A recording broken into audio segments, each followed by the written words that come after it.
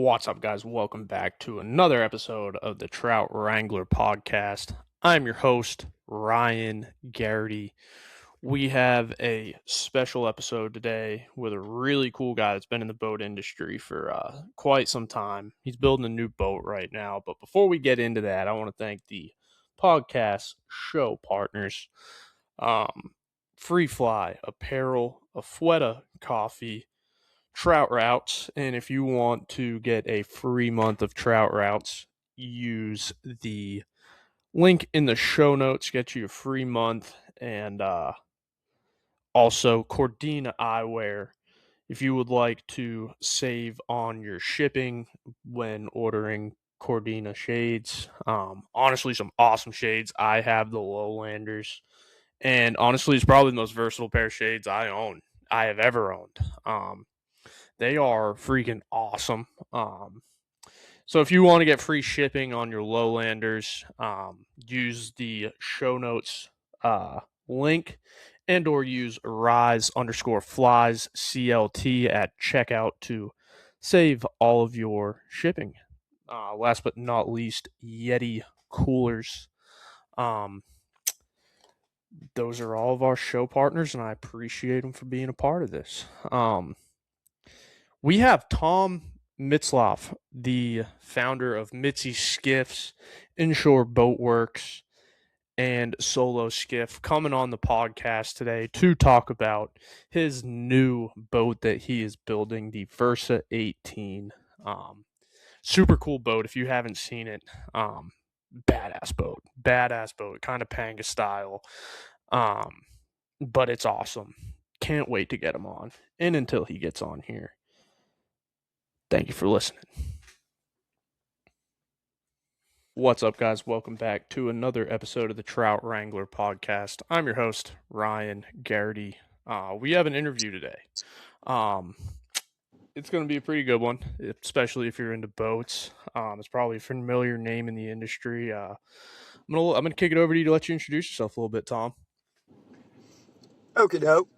Well, hey, first, Ryan, thanks for having me on, man. I appreciate it. Always fun to talk to like-minded people. But, yeah, I'm Tom Mitzloff, and as in Mitzi Skiffs, that's where the name Mitzi came from. It was kind of like a high school nickname, and also the founder of Solo Skiff and Inshore Power Boats, and now I'm building a new boat called the Versa 18 under the Inshore Boat Works.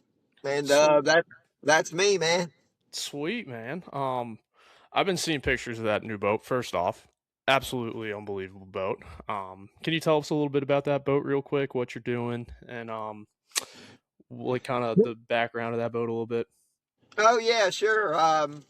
Well, it's kind of it's a short, long story, but I had this thing in my mind for quite a while. And first off, okay, so I call it the Versa 18. It's actually 18'5", and it's 45 inches wide. It's a long, narrow Panga style micro skiff, you could call it.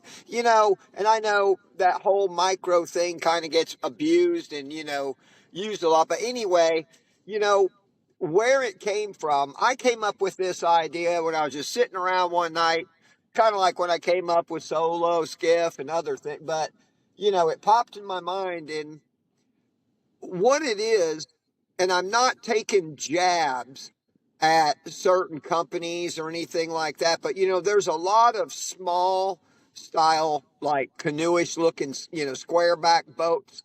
There's a lot of, there's a lot of small boats that people buy because basically they're inexpensive, and and they get popular, and I've had some, plenty of experiences on all sorts of craft, and I kept thinking, man, why hasn't somebody made like a micro-ish Panga and built in the USA?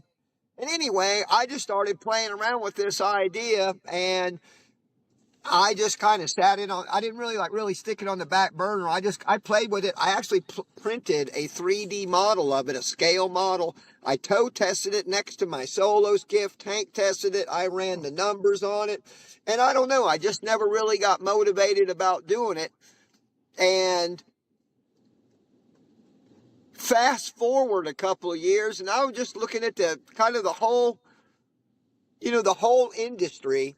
Yeah. And everything from, what's out there to, things I've done and things I talk to people about and prices. And I said, you know what?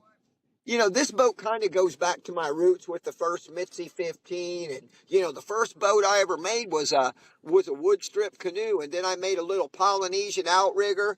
And, I've always been kind of that, I just like doing something different. And I didn't really know, just like when I made solo, I didn't know how people would perceive it. And so back in February, I told a friend of mine, I said, you know what? I'm going to open up a new fiberglass shop and I'm going to build that. And now you want to hear what I called it at first? It was a horrible name. What'd And you call it? a friend of mine who's a fishing guide down in the Keys, Russell Therapin, we're sitting there talking. He goes, you can't call it that.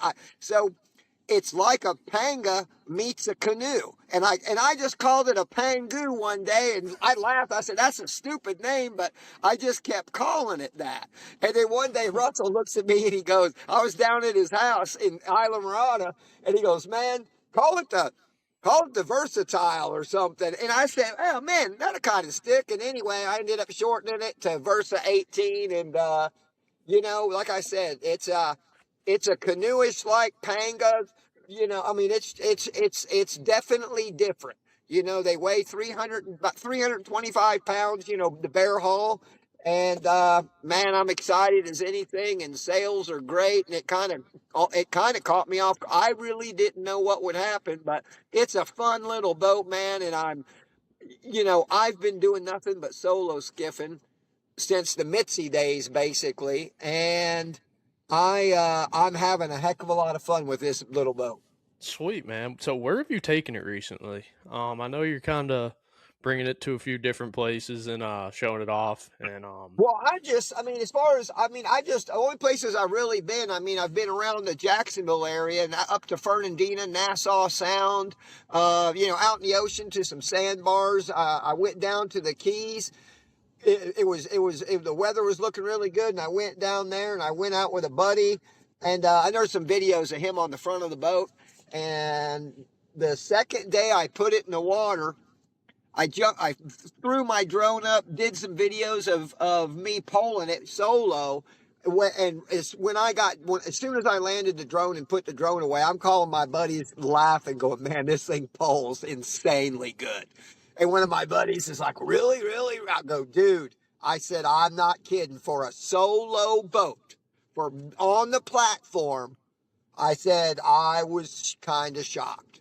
And I'm all fired up, Ryan. I'm like, yeah, when you do something and you're like all happy about it. And I look yeah, offshore. Okay, I was down by Bahia Hondas where I was at. And I look offshore, and man, and I already knew the weather conditions. I had already looked. I didn't just blindly take offshore. And I'm like, man, heck with it. I'm going to go to the reef. The reef's about 4 miles out. So I go out there, and there's several boats out there. And, I can looking up to, looking over to my left, which is, east, northeast, back up towards Marathon. I can see the Molasses Reef light. And I'm like, okay, there we go. There's my navigation. And so I just keep going. And I pass the reef, and you know how the water goes from that deep green and it starts turning, dark green, and then it starts getting that blue hue. And the next thing I know, I'm in cobalt water, and there's flying fish everywhere, and there's weed lines, and I keep pulling up to these massive weed lines, and I had a pretty stout, I had basically, it would be like a bull redfish rod. yeah. Maybe not even really for the real big bulls, but anyway. And I tied a big soft bait on it with about a 1/2 ounce head, and I keep pulling up to him and casting out in front of me and letting the jig go down. And I'm looking for blue or green. I'm looking for mahi, peanuts. And but there was nothing out there. I actually found out that night. I called a buddy, Dan Diaz, and said, man, because I knew he was out on a charter as a mate that day, and he said the mahi were all like 20 miles out. But I went about somewhere 9, 10 miles out. And it was, man, I could not have been more thrilled with that boat. And then I got back I was out there a couple hours screwing around, and I knew I was low on fuel. I was like, I better get my silly butt back in, and I came back, and I've run around Jacksonville and in the Intercoastal and the St. Johns River. I just, kind of just went around and, checked it, and, and chopped and wind, some of those videos are on my, different social medias, but that's what I've done. Sweet, man. Damn, that's a long way offshore for a for a pango. Well, you don't want to hear something? I got a couple of one of my buddies and one of my brothers goes, man, I know you know what you're doing, and you designed that thing and blah blah blah. But man, that was I don't know, man. That's kind of sketchy, isn't it? Going 10 miles by yourself, second time you ever throw the sucker in the ocean. And I just laughed. I said, man, well, what got my brother was the fact that he could tell I was standing up on the back of the boat because okay.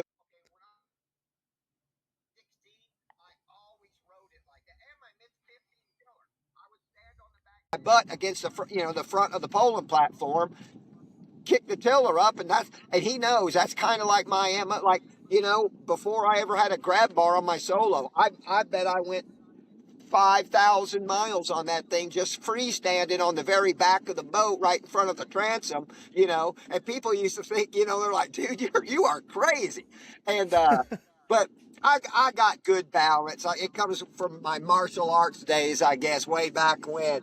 But no, I felt fine out there, man. I'm telling you, and I had a life preserver and all that. I had all my safety equipment. I had it on. I was tied into the boat. I'm not a cowboy, but man, it was. Going back to your question about taking it places. That was a lot of fun, and I felt good. And I went around this point where like the Intercoastal meets the St. Johns River, and it get pretty sloppy there, but it's a good place to test a boat in a chop, and you don't have to really worry about getting in trouble, but you can hit some nice, man. It runs a chop like a boss. Yeah, man. I mean, for what it is, like I said, I'm just thrilled to death with it. Heck yeah, dude. So where's the craziest place you've sold one these days? Where I've sold one? Or where's the craziest you've had one go for a sale? No, nowhere crazy. Most of the sales have been, southeast United States. Now I got a guy that's been kind of hammering me about sending him a container full to Hawaii. Oh my God. Yeah, so that was cool. And there's a guy in California getting one, and where else? That's the California and the Hawaii thing was, and a guy asked me about shipping one to Costa Rica. And matter of fact, because I was just jiving with him, I said, dude, don't they got a lot of pangas on the beach down there? And he started laughing. He goes, they do, man. He goes, but man, he goes, I like this thing. He goes, man, it's the perfect small panga, man. And he goes, and he goes, when I saw the video of you getting blown against the sandbar, he goes, man, I liked how it was real. He goes, you were just showing it. And he goes, man, it did good, man. And he goes, and I'm not a real big guy. He goes, I'm under 200. And he goes, and you were, blah, blah, blah. So, but anyway, that's it, man. I just started making it. I just made the first one a month and a half ago. I keep forgetting that. Yeah, man. Well, man, it's not me, man. It's been kind of crazy. I mean, my phone's been ringing off the hook, and I'm absolutely thrilled, especially because, one of the things that motivated me, to be honest, the plastic boat market which includes solo skiffs, kayaks. Man, all my dealers just keep saying, man, it's really, really slow, and it is. And I just thought, I don't want all my eggs in one basket, so I think I'm going to start doing fiberglass boats again. And that was kind of the kicker that made me say, okay, what the heck, man? Let's build this thing and see what happens. And I couldn't be more thrilled. Yeah, dude, that I know when you had solo skiff. Dude, you saw those everywhere. I remember when I was seeing I think it was like Facebook ads were going around about them. That thing was sweet too, man. I mean, Well, I still have it. do you? Oh yeah, I still own Solo. I'm still manufacturing them. Yeah. Do you still get a bunch of people ordering those? Yeah, but like I said, that what I so I've talked to a lot of people in the industry about it, but it goes in waves, and what it is after COVID. You know how everybody went out and was taking money they were getting, the checks from the government. Everybody was buying weight sets and bicycles and Yeah. kayaks. Well, I think a lot of manufacturers really ramped up production during that. And I think what's happened is, there's a lot of people that had extra money sitting around and said, I'm going to buy a kayak or a solo or whatever. There's still so many used boats out there. I felt it. Oh And yeah. yeah, and and that was just one of those things that kind of made me, and this goes back to an old business friend of mine. We were, talking about having all your eggs in one basket type of conversation. And I said, you know what? He was right. So I'm going to venture out and do something else so I don't have to worry about, having a one line type of thing. And hey, I'm glad I did, man. It's right now. Like I said, man, I'm having a blast with it. Oh yeah, dude. I kind of did this ass backwards, but let's go back a few years, dude. Sure. I still see Mitzi skiffs everywhere, man. I Yeah. mean, one of my buddies runs one. I had a bunch of friends that run them, dude. I mean, that is just a solid friggin' boat, man. Well, thanks, man. Mitzi was fun, and it was funny. I started Mitzi. It wasn't a joke, but making it a company it was like an inside joke with one of my friends named Bill, and I always used to go, oh yeah, man, and I'd tell my then wife at the time, I was married back then, and she just kind of laugh and go, who's going to buy a boat from you? Blah, blah, blah. Because I told her, I said, well, I'm going to build a few, and my original goal was just to build a little scratch mold, build 3, 4 boats just to pay for mine, right? Well, Yeah. next thing I knew, a company was born, and I was busier than a rat in a cheese house. And I mean, that's what happened. And, man, the 15, got me going. But it was the Mitzi 17, which is by far and wide the most popular Mitzi. I mean, we sold 10 Mitzi 17s to every 15 or 16. And Jesus. yeah, man. I mean, it was everything everybody wanted in the 15. It was just a little bit more, it had a little bit more volume, so it would, handle more load, more, more people. It would handle a little bit, rougher water better. It was a good skiff at a good time. And, I've always believed, timing is everything, which I think that's one of the reasons the Versa 18, I think the timing is perfect for it. But Mitzi, and solo skiff too, but Mitzi was perfect time. Hell's Bay had just, matter of fact, the first time I did a trade show, it was at one of Mark Castello, the owner of Dragonfly Boat Works. Mark's Yeah. the founder of Maverick. He was doing this thing called the Shallow Water Expo back then. He did it in Houston, and I went out to Houston, and that was and Flip and Hal Chittum and Chris Moorjohn were about 4 booths down from me.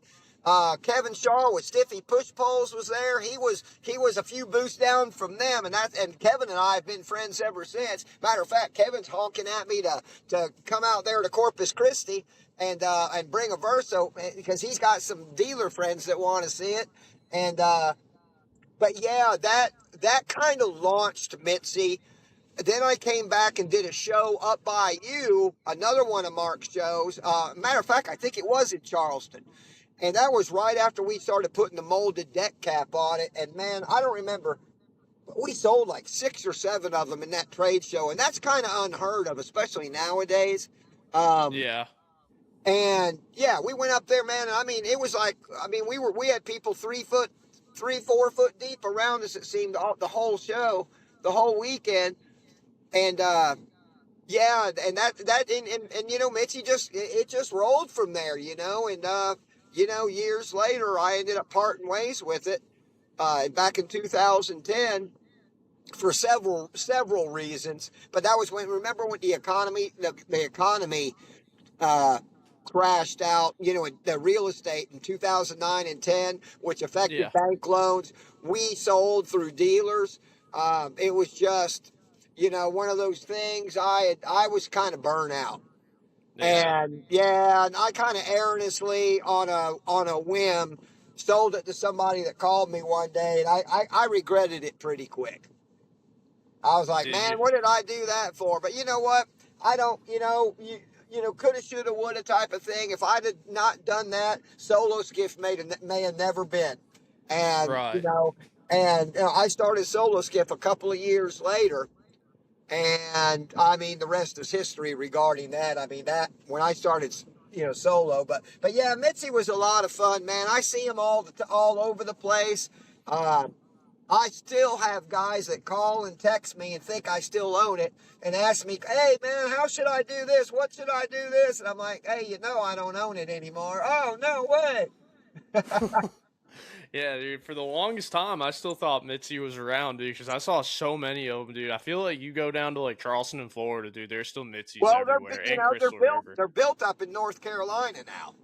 Are they really? I Oh didn't know yeah, that. yeah, man, yeah. They're still building them, man. The guy that bought it from me owned a couple of dealerships. He's the one that bought it, and he had some old warehouse that I forgot, but some yacht used to be built in, and he converted it to a manufacturing facility and started building them. And he's still cranking them out. I mean, I don't know, you know, how good they're doing or whatever, but I mean, I still see them pop up all the time, so they must be doing pretty good. Yeah, definitely. I didn't even know that they were built here. Now that is nuts. I'm gonna have to go and try and check that out. Yeah. But another thing, dude. I mean, we talked about it a little bit earlier. COVID and what it did to the boat market, man. I mean, everywhere. Not just salt water, not just fresh water, but dude, like the boat market as a whole was absolutely insane during COVID. Oh Um, yeah. are you starting to kind of like see effects from that COVID era after the fact? Like, I mean, we talked about it a second ago. We're seeing more and more boats get thrown on like Facebook Marketplace and the secondhand market every Well, day. it's funny you asked that. I've had this conversation so many times in the last year. I don't know if you knew who Andrew is with Railblazer. Oh, I know a couple of my buddies actually have one of those push pulls. Yeah. Well, Railblazer Products is out of New Zealand, and you know they got a USA thing, and he's been with Railblazer for years. Before that, he was purchasing agent for ACK, Austin Canoe and Kayak. You know, they were a huge distributor, and then but anyway, Andrew and I talk about it a lot. You know, he's rooted pretty deep in the industry. He'd be an interesting interview. Huh. But Andrew and I became friends years ago, and we both have bounced it around, you know, because you know they've got a ton of dealers for their line of accessories, which is huge. And I've always been very, you know, I've always really liked their products because they work really good on a solo. But anyway, Yeah. Andrew and I both kind of concur that what I was saying, you know, the market got absolutely just flooded. You know, a lot of the big guys like Hobie and all them, they overproduced. And Oh now yeah. this is my opinion. This is, I don't have firsthand knowledge, but I mean, I can see it. Um, there was a lot of companies that sprouted, not really sprouted their roots, but really, really kind of took off during COVID and looked like they were really going somewhat, like, and I think it was a false sense of, wow, man, look, and when all that influx of money and all quit, man, there were a lot of dealers and distributors sitting there with a lot of inventory they couldn't get rid of.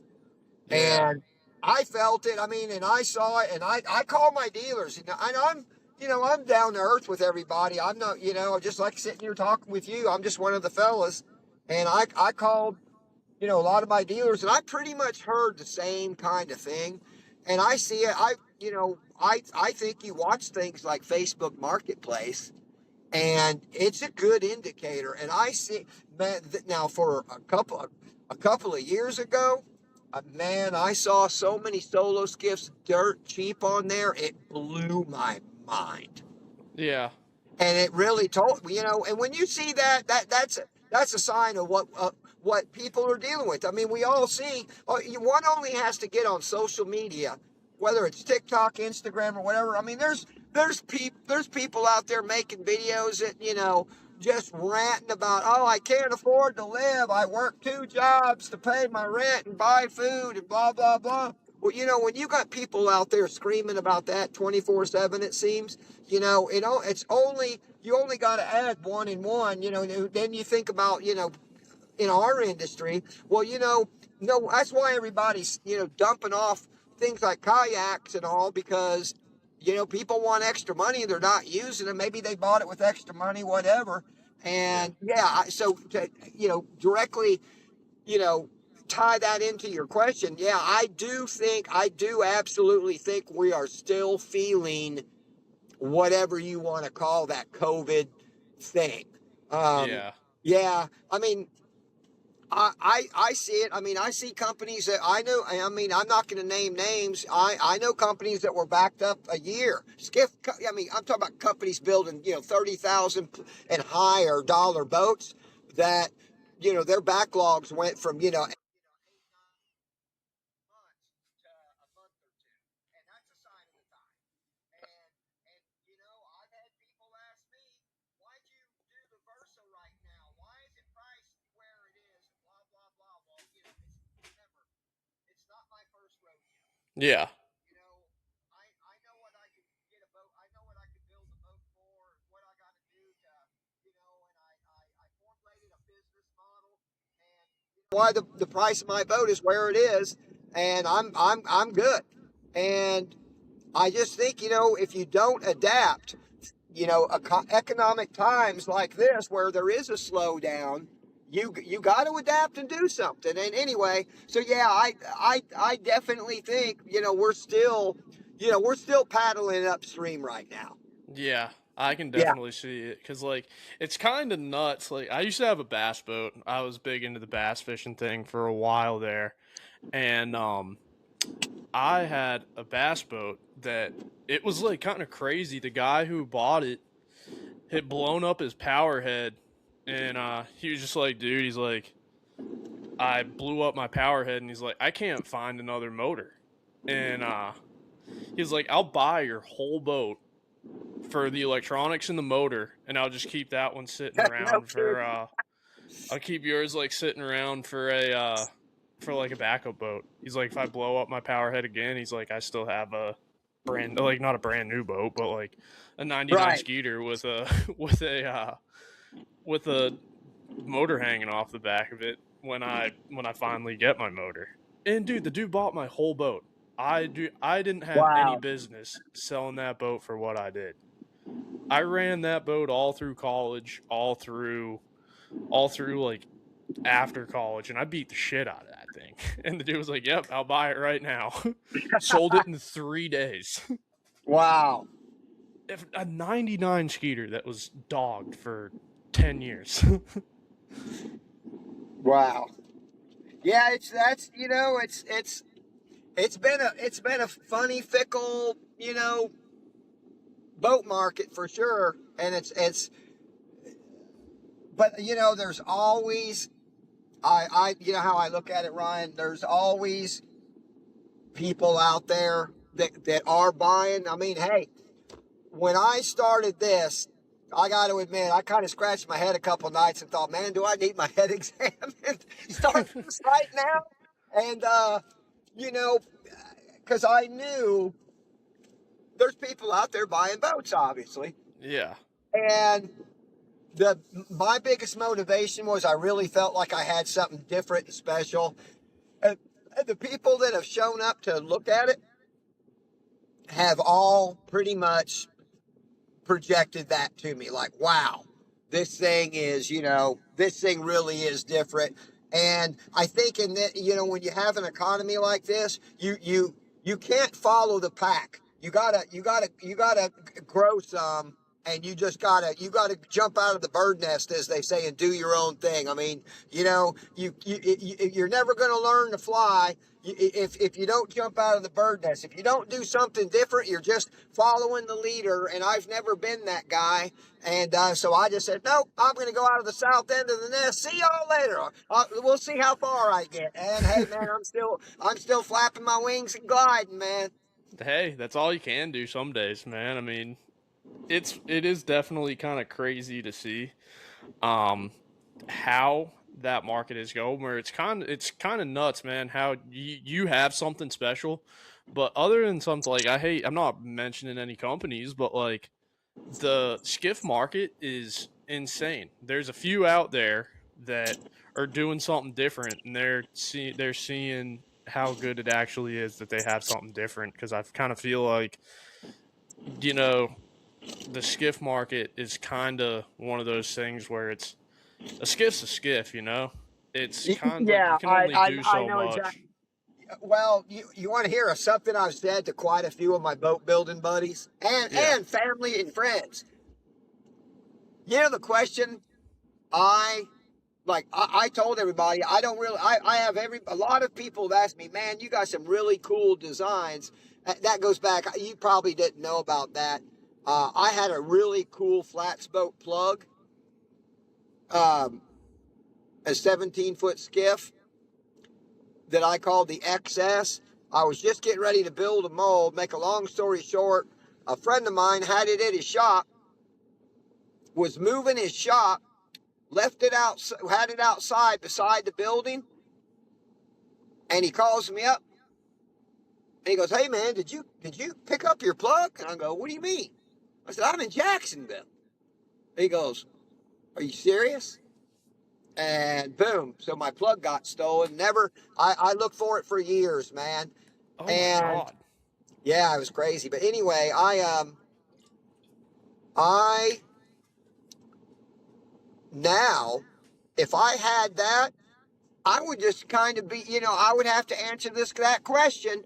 Why should I buy your boat instead of buying, Charlie Brown's boat or, Bubba's boat? And I'm just trying not to name names. I'm not trying to be a Yeah. dork. But you know what I mean. And oh my gosh, Ryan, I hate that question because there's a lot of great skiffs right Oh now. yeah. Matter of fact, there's so many skiffs out there right now. I don't know how anybody makes money. Maybe that's why some of the prices are so dang high. If you can only sell 5 a year because there's 85 skiff companies, well, you're going to have to sell them for a heck of a lot or you're out of business. Yeah. And yeah, so yeah, that's why hey man, that's why I just dare to be different, man, for that reason. Yeah. Dude, we have a mutual friend, Lewis. He's doing something different too, and I mean, he Lewis makes. McCoos at McCoos Craft. Yeah, Yeah, man. that's the Yeah, dude. he's definitely bold. He is definitely boldly blazing a trail of his own. I've Oh been yeah. in his. I went up there to his shop, and I was very impressed. Oh yeah. Dude, have you been Super in one of his smart guy, boats? super nice guy, man. Geeky, nerdy engineering brain, kind of. That's why and we got along because of that. He's a CAD guy like me. I mean, we shared a lot of commonalities. Um, yeah, real interesting dude, man. Oh yeah, dude. I mean, what he's building too is unreal. I mean, Oh yeah. dude, it's on. Like, have you been in one of his boats yet? No, I haven't been in one. I mean, I was at his shop when he was about half finished with the first 16, and I saw the 17, finished a couple of them, and no, but I haven't been in one. He said one of these days when he gets, when he drives by me again, he's gonna, let me know and. So I can go out on his boat. He wants to go out on mine too, and so one of these days we'll hook up and do it. Dude, so I fished the. I don't know if you've seen the bird of prey. That might have been the one that you saw that he was in the middle of. Yeah, yeah, Dude, that boat is unreal. It yeah. it it is so damn cool. We fished it in Charleston, and it was windy as shit one morning. That thing absolutely fucking mowed down chop. I mean, Oh it was yeah, one of the most impressive things I've ever seen. With the spray rails and stuff like that, it was unreal.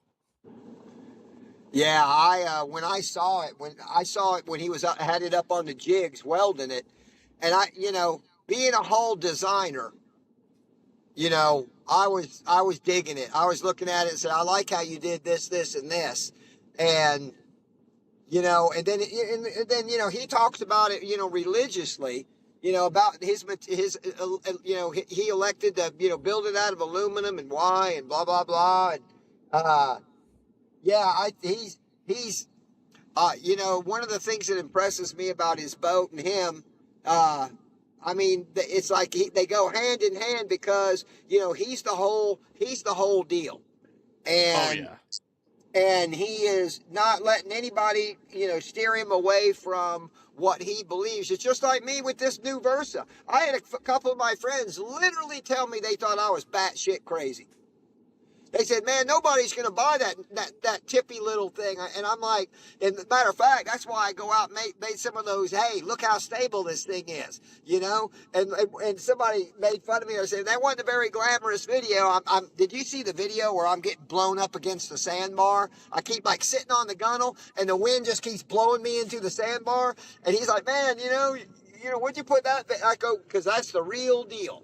And but I mean, that's what you got to do, man. In this gift market, you got to go out and do your own thing, and you can't play follow the leader. I mean, look, I love Chris Morjan's designs and the things he's accomplished, since Hell's Bay, and he's selling plans to guys, and everybody's out there building renditions of his boats.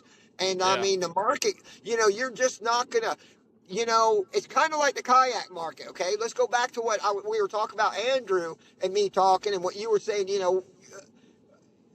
you can only do so many things with a kayak, and the world yawns. I think that's why when I came out with Solo and I had that one video that got 20 million views, and Solo's gift absolutely exploded. I mean, Yeah. we couldn't build them fast enough for a couple of years.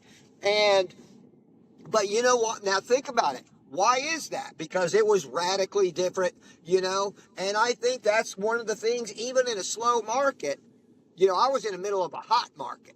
Yeah. And even in a slow market, I'm selling Versas, and and I tell you, man, one of my buddies, I mean, he didn't really almost talk me out of it, but man, I heard so many negative things from him, like, I don't know, man, I don't know. And I couldn't let that little devil creep into my head. I just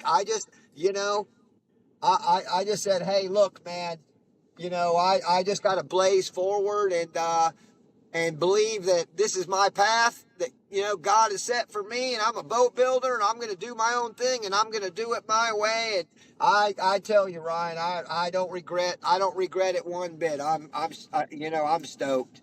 Oh, I don't blame you, man. I mean, I would be too, because that dude, I still need to get on one of those things, man. Yeah, Next man. time, Next time you're in North Carolina or South Carolina, let me know, and I'm gonna come get Well, on that thing. I'm gonna be up there sooner than later to seeing my buddy Theo that's getting one. Hell yeah, dude! Definitely hit me up and let me know when you're up here. Oh yeah, oh I definitely will, man. Yeah, dude. So my last question, of every podcast is, so I have a running playlist on Spotify, Yeah, and I I give 5 songs and you give 5 songs. Any 5 songs you want, whether it's a song you like or a song that you heard. I yeah, give 5 and you give 5, and I put them on the playlist. Um, and it stays on Spotify, and you get your 5 songs on there. yeah. So are So you asking me? I got to name my 5 songs right now? yeah, you can text them to me too. Okay, I got to think about that, man, because something most people don't know about me. I've dabbled. I've been a musician for a long. I play the drums. Oh, sweet. Yeah, yeah, man. I dabbled. I had a band, and so I have a wide array of music that I like. Same here. So that's a. I mean, I could just blam, blam, blam, pop out 5 songs, but you know what? I'll probably, let, I can tell you one, believe it or not. I don't know if this will catch you off guard, because it's water related and all. It's about a boat. It's one of my absolute favorite mellow songs I absolutely love by Crosby, Still and Nash. Oh, Southern Cross. yes, dude, I love that song. That's definitely on my list. That's definitely one of the 5. Dude, Crosby, Stills, and Nash is one of my favorite bands.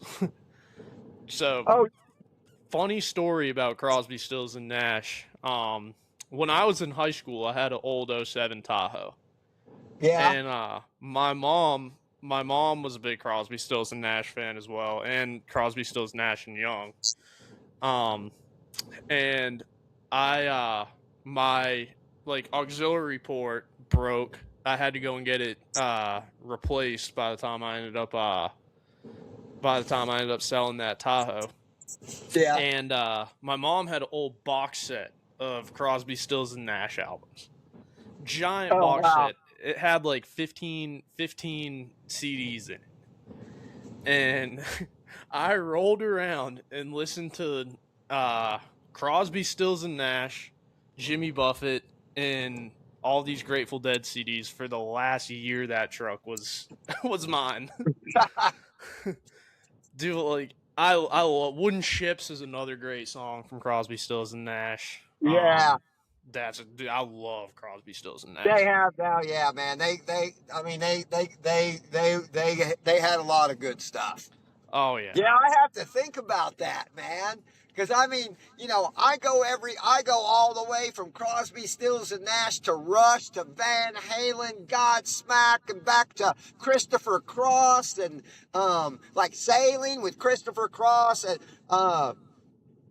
at Ride Like the Wind, he sang, got such yeah, a long way to go, I mean, I just have such a wide array of music I love. So you got one of them, and, I'm all over the map, but, let me think about that tonight, and I'll text it to you, and that'll be a cool one, and I can just get online and hear those, huh?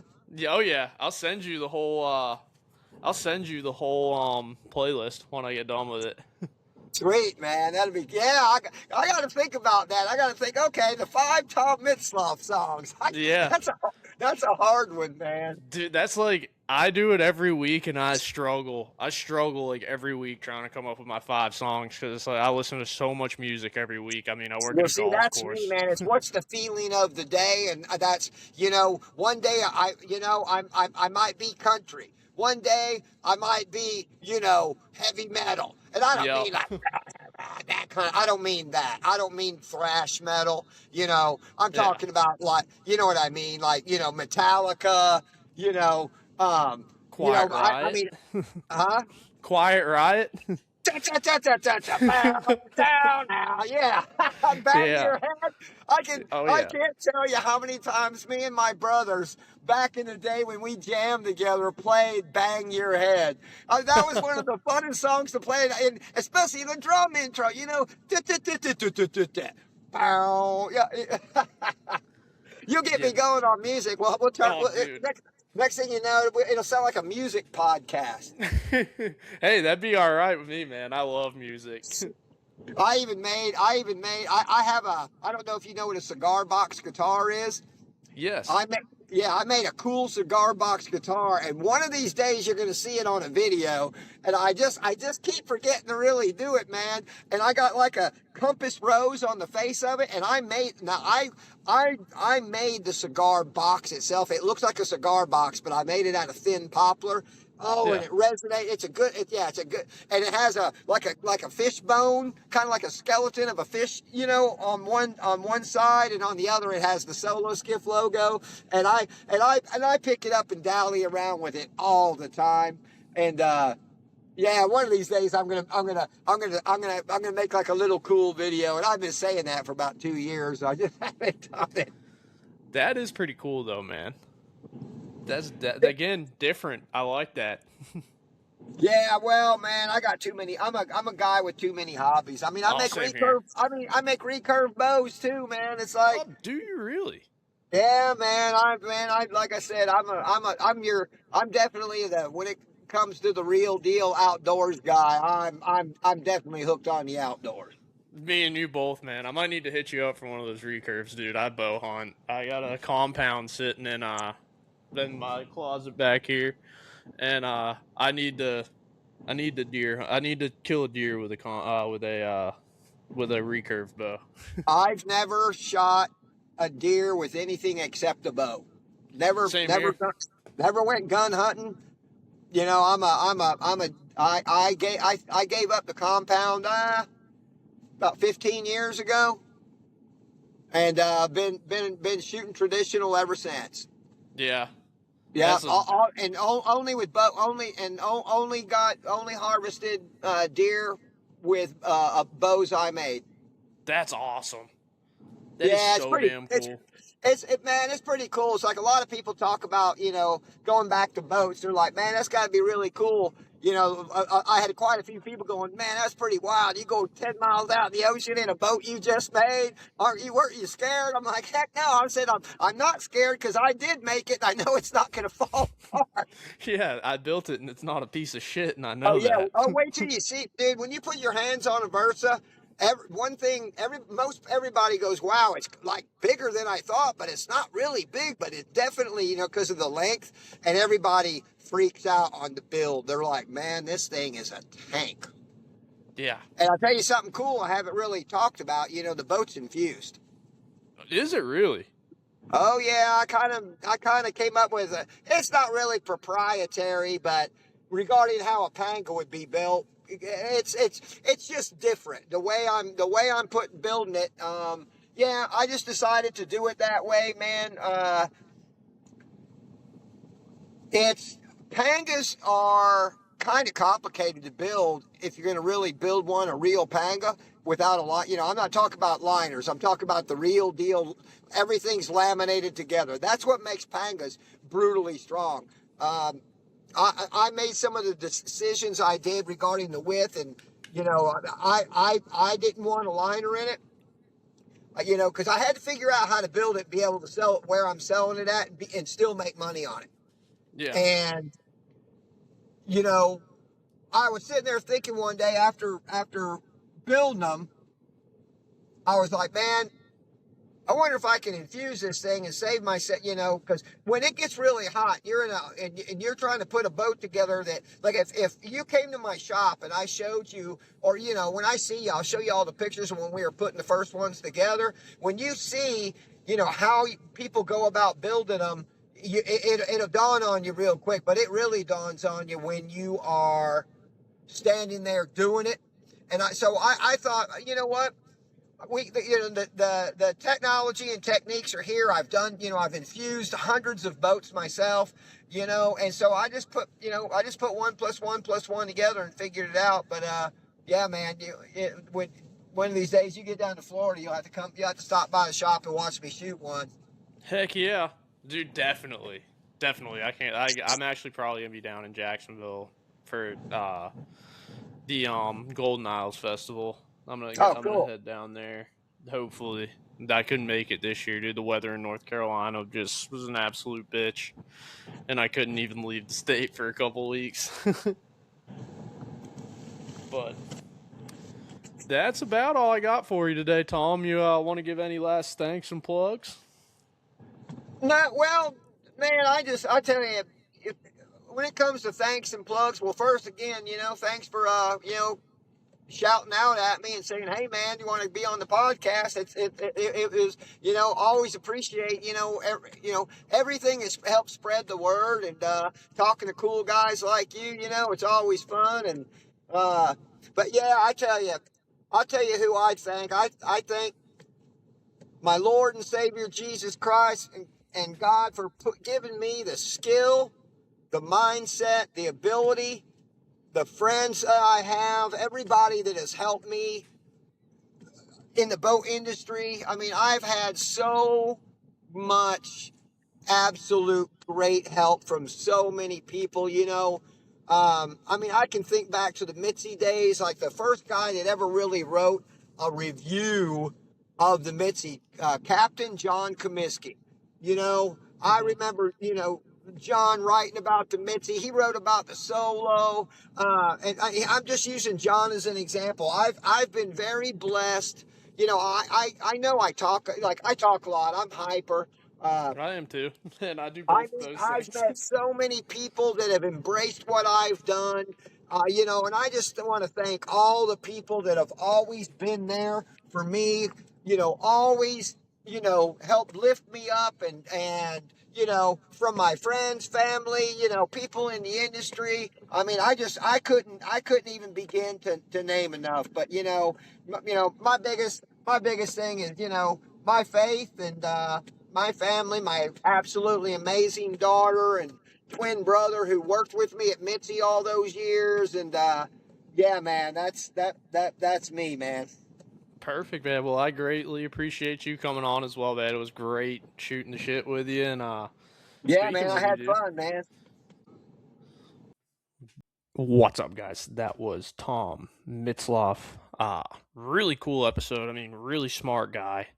Had a very great insight on the boat industry, where it was, where it has been, where it is now, what he's doing, and dude, it was awesome.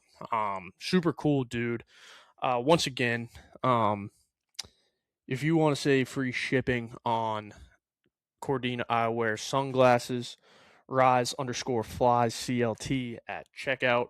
If you want to get a free month of Trout Routes Pro, go check out the show notes. And if you feel so inclined to leave a review on Apple, Spotify, and subscribe to the YouTube channel Rise Flies CLT, I greatly appreciate that. You guys have a great rest of your day. We have a really cool episode coming up next week. A couple cool episodes coming up next week, and looking forward to those. And 4th of July is coming soon. So you guys have a great rest of your day. I will see you guys soon.